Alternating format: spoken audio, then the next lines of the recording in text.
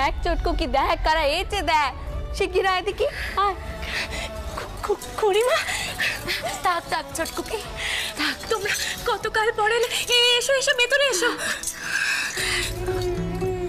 আর মা তুমি আবার উঠে এসো? তোমার কাল শরীর ভালো ছিল না তুমি জানো না? কি করছোটা কি মা? তাহলে তো মা তো ঠিক কথাই কয়েছিল। কি হয়েছে তোমার দিদি?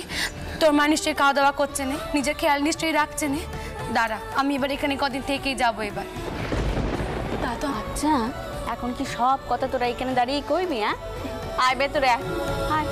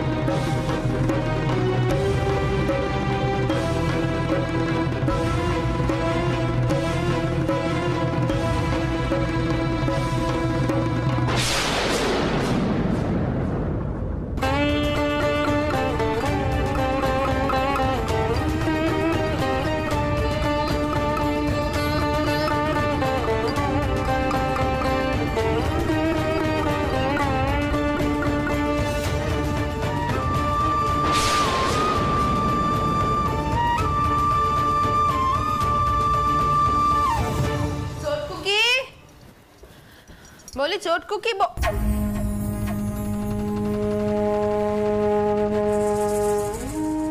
বাবা মাধব ভালো আছো তো বাবা?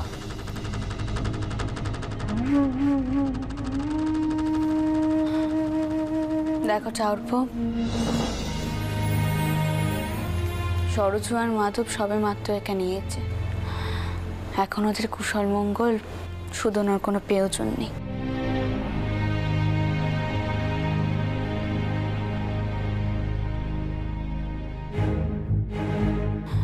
তুমি বরং এখন ঘরে যাও, আমি সরজুকে আগে সব কথা বুঝিয়ে কই।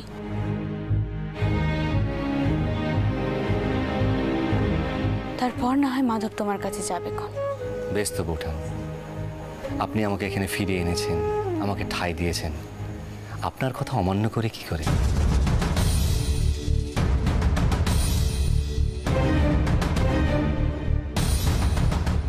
কিন্তু মাধব তো আমার বেটা।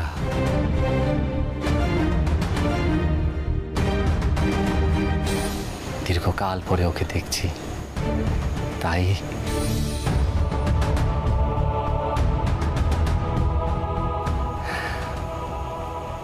বেশ আমরা নয় ঘরে যাচ্ছি। মাধব হ্যাঁ মা, পালকি তৈরি করতে কও, আমি আর ভেতরে যাবো না, এখান থেকে বিদায় নেব। কি কইছিস কি সরজু? এমন করিস নে। তুই একবার আমাকে কথা কওয়ার সুযোগ তো দে। তুমি কি কইবে দিদি? তুমি যাকে টাই দিয়েছো তেনাকে দেখে আমি বুঝতে পেরেছি এই সংসারে আমারটাই বরাবরের মতন ঘুচে গেছে। না সরজু, তুই ভুল বুঝছিস, এমন করে ভুল বুঝিস নে। দেখ তুই তো খুব ভালো করে জানিস বলে এই সংসারে সবার আগে টাই হচ্ছে তোর। তুই জানিস রে বোন। তাই জানতুম দিদি, কিন্তু এখন দেখছি ভুল জানতুম।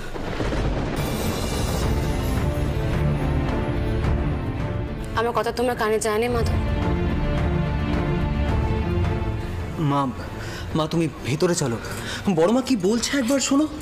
মা মা তুমি ভেতরে চলো, আমি তো আছি তোমার পাশে। তুমি তাহলে যেতে চাও না? বেশ। দাদা দাদা একবার দেখো নাকি। মা সরজু আমার কথা কারা শোন। কি হলো মা? সরজু চলে গেল, ওদেরকে আটকাও তুমি। সে কি মা? মা ঠিক ঠিক ঠিক আছে মা, আপনি অস্থির হবেন না। আমি গিয়ে দেখছি, আমি মাধবের সাথে কথা বলবো, তাকে বলছি যখন সময় পাবে ও ঠিক এই বাড়িতে আসবে, কথা বলবে আপনার সাথে। আপনি বরং তাই করুন। করিমা তো মাকে পুরোপুরি ভুল বুঝলো। কিছু মনে করবেন না বৌঠান, আমার কথাখানা হয়তো আপনার পছন্দ হবে না, কিন্তু সত্যি বলতে কি সরজুর এই গোমরের কারণেই আমি ওকে শাসন করতাম। আর আপনি ভাবতেন যে আমি ওর উপর অত্যাচার করছি, কিন্তু আসলে থামো একদম তুমি কোনো কথা কইনি। যে শাসন করে তাকে নিজেকে আগে ঠিক হতে হয়, জানো? স্বামীর অধিকার পলিয়ে শুধু বউয়ের ওপর গায়ে হাত তোলা চলেনি, চলেনি ভাই। তুমি একের পর এক অন্যায় করে গেছো। সরজু সেই অন্যায় মেনে নেয়নি, সেটাই তো ওর অপরাধ।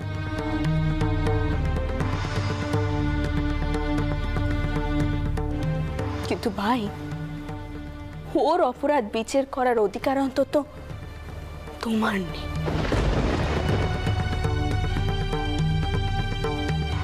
কি হলো? তোমাদেরকে তো আমি যেতে করেছি, এখনো এখানে দাঁড়িয়ে রয়েছো কেন? যাও, ছোট বউকে নিয়ে ভেতরে যাও। বেশ, চলো হৈমতী।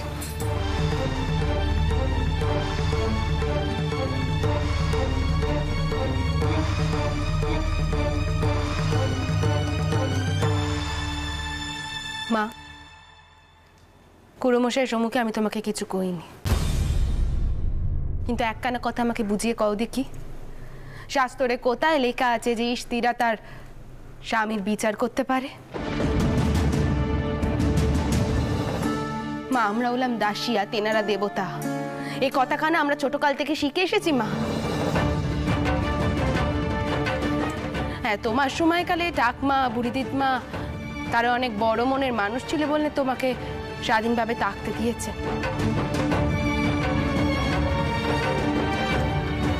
কিন্তু তা বলে তুমি শাস্ত্রের নিয়মকানুন পাল্টে দেবে মা? বড় দিদি, কেন এসব বলে নিজেকে ছোট করছেন? মেয়ে বলে কি মানুষ নয়?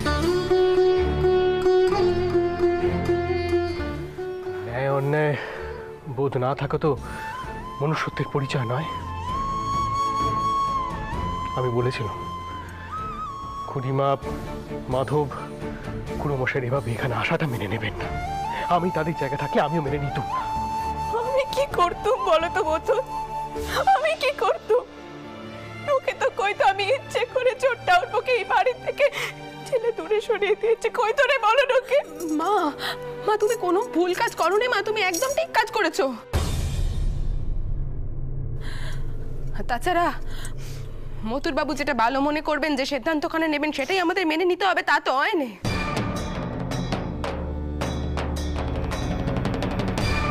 আর মতুর বাবু, আপনি মেয়েদের নিয়ে এত বড় বড় কথা বলেননি, আমিও দেখব চটকুকি যদি কোনোদিনও আপনার অমতে গিয়ে কোনো কাজ করে, তাহলে আপনি মুখে কি রকম কুলু পেটে থাকেন আমিও দেখে নেব।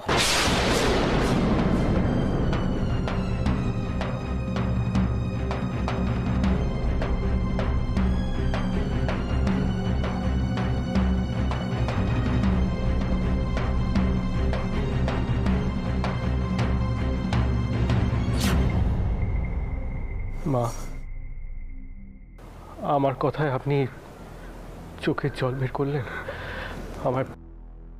আমায় ক্ষমা করবেন মা। আপনার কাজ বিচার করার মতো ক্ষমতা আমার নেই। আমি শুধু পরিস্থিতি বিচার করে এসব কথা বলেছি মা। জানো তো মতো, সরজটা না আজ বড় আঘাত পেয়েছে।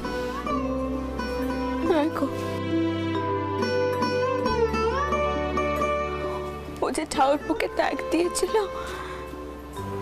সে সাহস কেন তো আমি ঝুঁকিয়েছিলাম ওকে।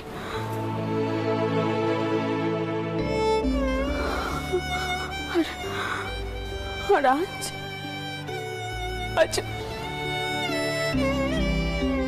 আমি কি করব বলো তো? আমি কি করব? এখন তো এই সংসারে সব থেকে বড় হলো আমি।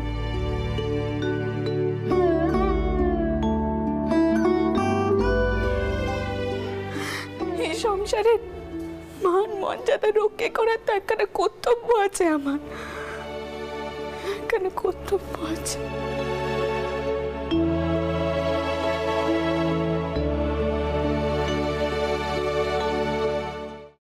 আরে ছোট বউ,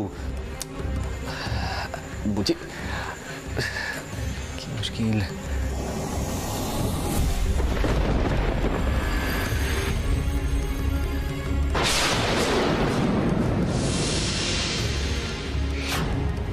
মাধব, হ্যাঁ মা। পালকি তৈরি করতে কো, আমি এর ভেতরে যাবো না, এখান থেকে বিদায় নেব। ছোট বউ কি হয়েছে একটু বলবে তো? তখন থেকে তুমি এমন মানে অস্থির হয়ে আছো। মানে মানে আমি বলছি মানে কি কি কি এমন ঘটলোটা কি? তুমি তো দেখলে সূর্য তো চলেই গেল নাকি? থামুন আপনি, একদম চুপ করুন। আপনি আর একটি কথাও কইবেন না, একদম কিচ্ছু কইবেন না। দেখুন, আপনার বড় বউ তো আপনার ত্যাগ দিয়ে দিব্য আনন্দেই আছে, তীর্থে তীর্থে ঘুরে বেড়াচ্ছে, আপনার বউটানে দেওয়া ঘরে রাজধানীর মতো থাকছে। দিমাকও তো কিছু কম দেখলাম নে আমি। আর আমি মধ্যখান থেকে আপনার দুঃসময় পাশে রইলুম, ভুগে মরলুম। আর এখন দেখুন আশ্রিতের মতন কেমন পড়ে আছি। আর আপনি কি করলেন? আপনি বড় বউয়ের সামনে একটি বারও আমার পরিচয়টুকু অবধি দিলেন নে। কেন? লজ্জা হলো বুঝি? লজ্জা? কিসের লজ্জা? নিজের বউর পরিচয় দিতে কারো লজ্জা হয়? হরিমতি, তুমি ভুল বুঝছো। আমি তো সময় পেলাম না তোমার সঙ্গে পরিচয়টা করিয়ে দেবার। কেন সময় পেলেন না? আপনি তো আপনার ব্যাটারে কইতে পারতেন যে একটিবার আমাকে এসে পেন নাম করতে, কইতে পারতেন না যে আমি তার আরেক মা, বলুন কইতে পারতেন না? কিন্তু না, আপনি সেটা করেন। ও বুঝেছি, আপনি ইচ্ছে করে কননি। কি মুশকিল, কি মুশকিল, কি মুশকিল। তুমি তো দেখলে যে বউঠান তো চাইছিলেন না যে আমরা ওখানে থাকি। আর এখন যদি আপনার বউটান চান যে আপনার বড় বউ আবার এ বাড়িতে এসে থাকবে, এখন যদি আপনার বউটান চান যে আপনার সঙ্গে তাকে আবার সংসার করতে হবে, তখন আমার কি হবে? একবারও ভেবে দেখেছেন সে কথা? বলুন, ভেবে দেখেছেন? কথাটা ঠিকই বলেছে ছোট বউ, আমিও এটাই ভাবছিলাম। দাঁড়া, আমি না পদ্মকে একবার দেখে পাঠিয়েছি, ও আসুক, তারপর না হয় ওকে শু দেবো।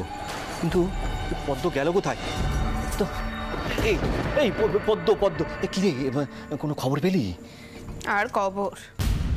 আপনার স্ত্রী সে যদি জিনিসপত্র চুরি না করতো, পেছনের গাড়ির ওপর দোষ কানা না চাপাতো, তবু আমার মুখ থাকতো যে আমি মায়ের সম্মুখে গিয়ে ওনার সম্বন্ধে কিছু কইব। কিন্তু এখন তো দেখছি আমার আর কিছু করণীয় নেই। তাছাড়া পুরোমশাই আপনিও তো জানেন যে খুড়িমাকে মা কতটা ভালোবাসেন, নিজের ছোট বোনের মতো ভাবেন। পদ্ম দোয়াই তোমার পদ্ম, আমি জানি তুমি একটা কিছু উপায় বের করতে পারবে, একমাত্র তুমি পারবে পদ্ম, আমি জানি। দেখো পদ্ম, জিনিসপত্র তুলে নেওয়া তো আমার ব্যায়াম, আর তাছাড়া আমি তো সবার সামনে কথা দিয়েছি যে আমি এই কাজ আর করবো না, আমি নিজেকে সামাল দেব। তোমার খুড়ো মশাইয়ের দুর্দিনে তো আমি তাকে দেখাশোনা করলুম, বলো আমার কি কোনো অধিকারই নেই? চটকুড়ি মা, দেখুন আপনি যা বলছেন আমি বুঝতে পারছি, কিন্তু কথাটা হচ্ছে মা আবার যাচ্ছেন মাধবদের বাড়ি। হ্যাঁ, তো সেখানে গিয়ে কি কথা হয় কি কথা না হয় তার উপর অনেক কিছু নির্ভর করে আছে। আর আমার মনে হয় খুড়িমা যদি মায়ের কথা রেখে এ বাড়িতে ফিরেও আসেন, খুড়ো মশাইয়ের মুখ দেখবে বলে তো মনে হচ্ছে না। এবার দেখা যাক আপনাদের কপালে কি আছে। আমি যাই, হ্যাঁ, আমার অনেক কাজ পড়ে আছে।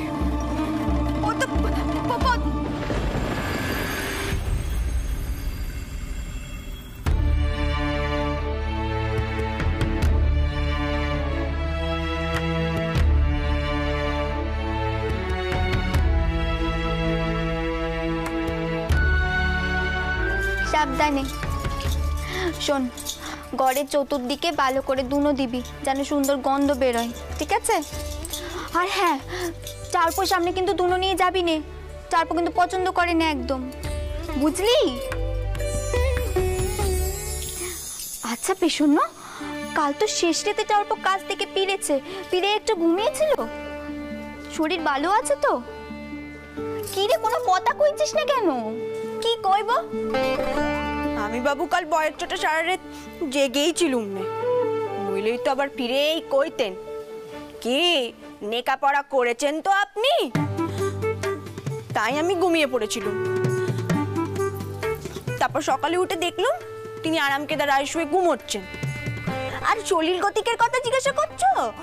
তা তিনি কোন দিন আমাকে সলিল গতিক কেমন আছেন না আছেন সে কথা কন? হ্যাঁ, আর না আমার শুধুবার উপায় আছে।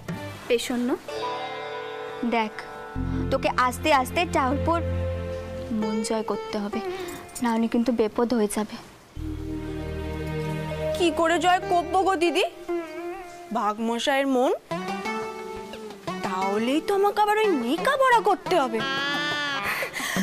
না না না না না না না, ও দিদি শোনো নে, তুমি একটু তোমার ঠাকুর পরুকে বুঝিয়ে কও নে, তিনি যেন আমার লেখাপড়া নিয়ে মাথা খারাপ না করেন। দেখো দিদি, আমি আগেও কয়েছি এখনো কয়ে দিচ্ছি, আমার মাথায় গোবর পোড়া, আর সে কথা আমি জানি। স্যার এখন এসব কথা কয়ে কোনো লাভ নেই। তুই এখন ঘরে ঢোক, আমি এখানে আছি। বরের কি নাকবে না নাকবে দেখতে হবে তো, মাঝে মধ্যে খোঁজ খবর করতে হয়। যা, আর কথা বাড়াসনি, যা যা।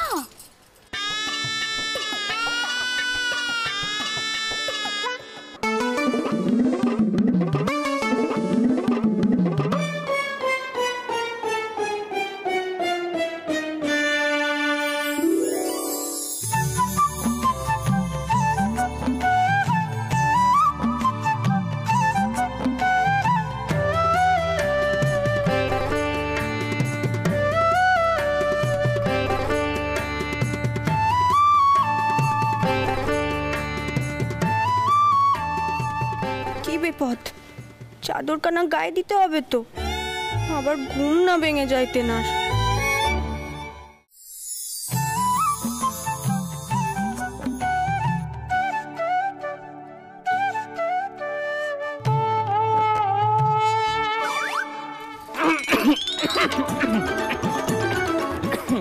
আপনি দেখি এখানে ধুনো দিচ্ছেন কেন?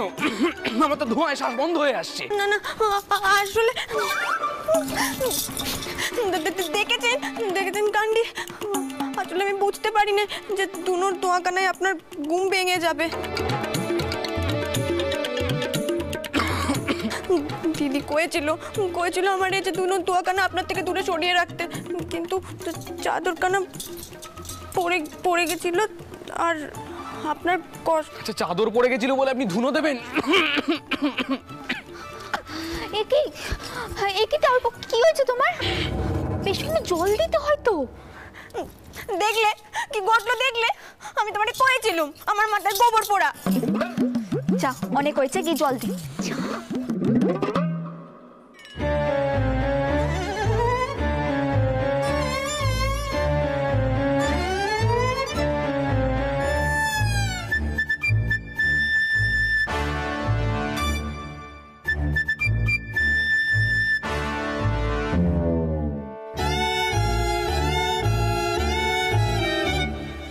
দেখুন বৌঠান, আপনার ছোট বোনকে একটু বোঝান, বারবার এইসব সেবা যত্নের অজুহাত দিয়ে লেখাপড়া বন্ধ করলে কিন্তু চলবে না।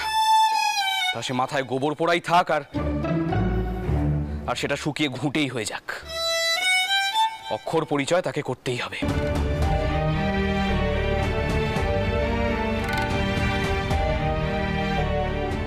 ও দিদি, এখন কথা কইব, আমি যখন অন্য সব কাজকর্ম করি তখন তো আমার এমন দ্বারা ভুল ভ্রান্তি ঘটেনে।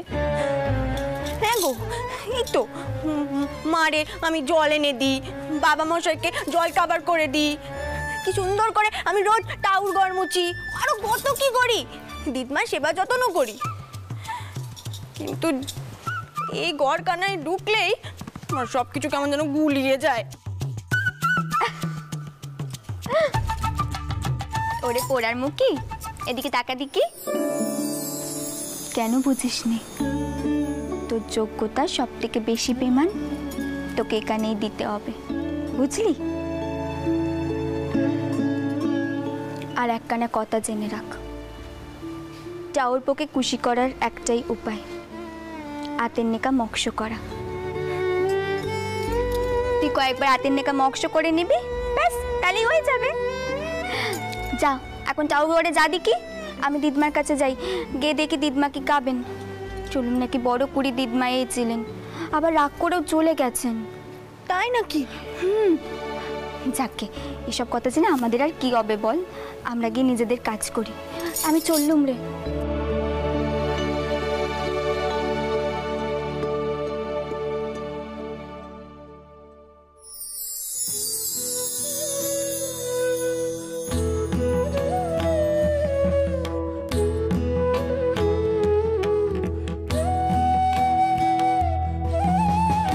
কাল সারা রাত কেটে কুটে এছিলেন, একটু ঘুমোচ্ছিলেন, আর আমার কারণে কিনা তার ঘুমকানা ভেঙে গেল।